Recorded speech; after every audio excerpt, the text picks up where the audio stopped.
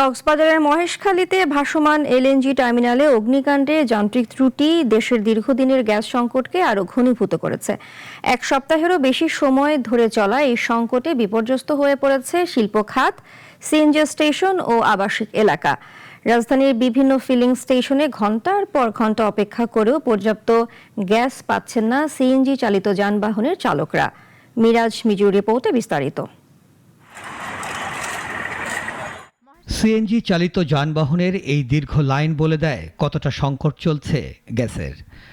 রাজধানীর বিভিন্ন ফিলিং স্টেশনে ঘণ্টার পর ঘণ্টা অপেক্ষা করেও পর্যাপ্ত গ্যাস পাচ্ছেন না চালকরা।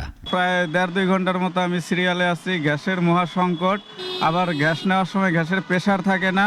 একটু গ্যাস পাওয়ার আশায় ভোররাত থেকেই লাইনে দাঁড়িয়ে থাকলেও গ্যাস পাচ্ছেন সর্বোচ্চ 200 টাকার।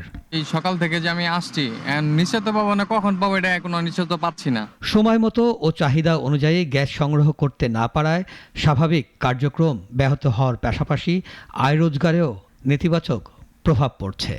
60-70 বা 80 গ্যাস ঢুকবো, 2-1টা টিপ মারলে আবার জমা উঠাইতে কষ্ট হয়ে যায়।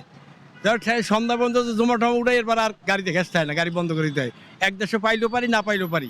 এই অবস্থায় বাল বাচ্চা পালা কঠিন ব্যাপার।